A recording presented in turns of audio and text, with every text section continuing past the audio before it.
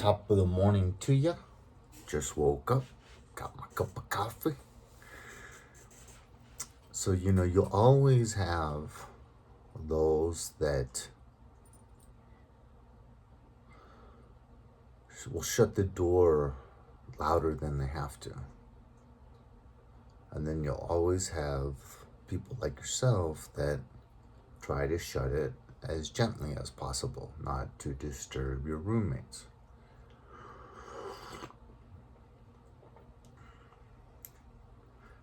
You'll always have those that make more noise than necessary, and you will always be the one that's trying to be considerate and make the least amount of noise.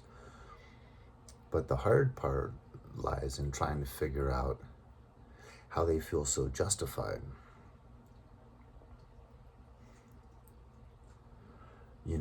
They feel righteous indignation that you deserve to be irritated, that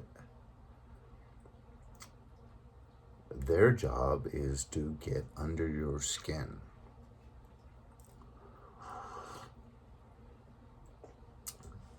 And it is hard to figure out because you have nothing but love and respect for everyone. But it's a waste of time to try to figure it out.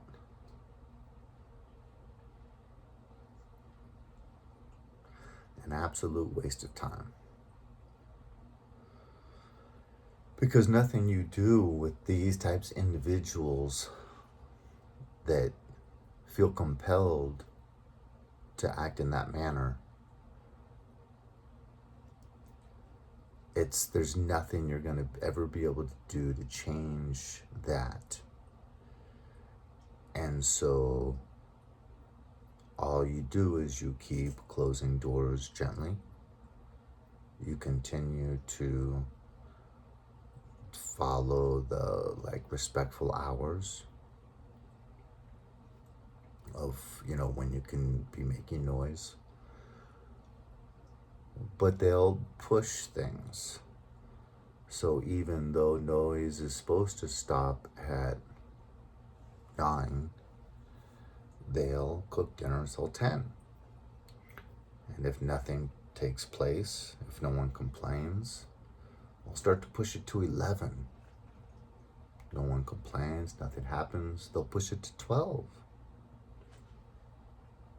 Then all of a sudden, between 11 and 12, they'll start banging pots and pans extremely loud, taking huge meat cleavers and chopping meat at 11 o'clock, 8 feet from your head. They'll push the envelope until they get that rise and that confrontation. And then they'll act like you don't exist while you're there asking for simple decency, very calmly.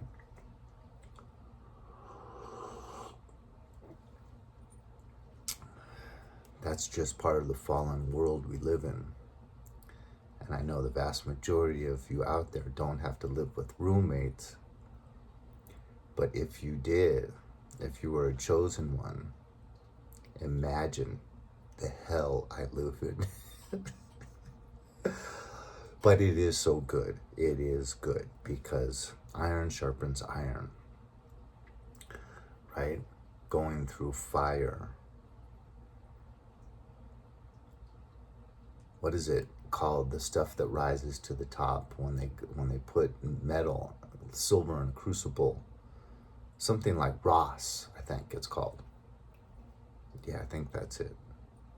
The Ross. But it's only through going through that cleansing of being exposed to the fire in the crucible that those impurities bubble up. So even though you probably have sympathy for me, because Satan always makes sure he has at least one roommate that is hell-bent on tormenting me and taking my peace. But if I can rise above it and continue my prayers as terrible distractions are going on, that prayer, I've been told, counts for more because they were not able to distract you.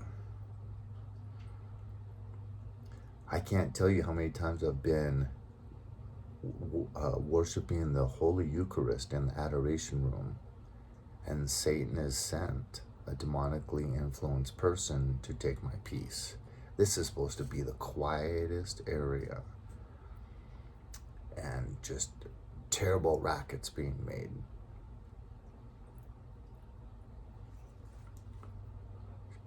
But as long as I can stay calm and pray through it, it's noticed by heaven and appreciated. So we have the wheat and the tares, and we get to be side by side with them. That's the way it was designed. It's permitted.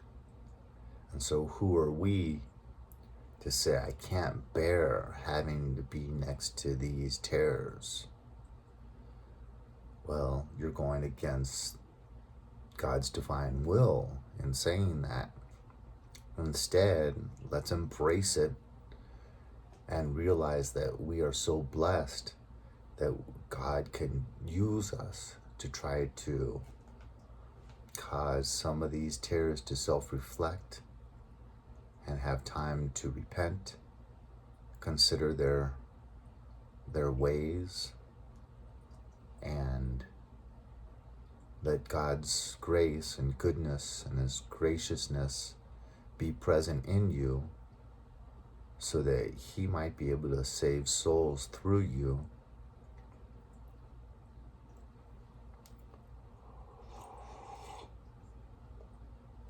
I was saying, should I bring this up again or not? But it was my one repetitive prayer in Catholic elementary school, that I be able, through His working through me, be able to save one soul from hell. And at times I've regretted that prayer, but never fully. I always go back to, it's worth it, because that means that I would also be saving my own soul. So let's be willing to subject whatever the good Lord wants us to. So by just telling Jesus, I trust in you, Jesus, I trust in you, Jesus, I trust in you, use me as a vessel that can win at least one soul for your kingdom. Because that's what He wants. He already loves us so much. But when we're willing and able to pick up our cross and bear whatever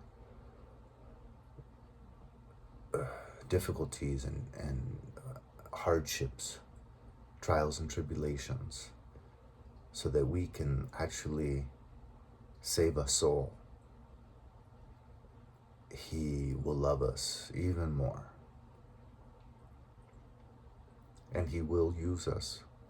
He is the master at saving souls.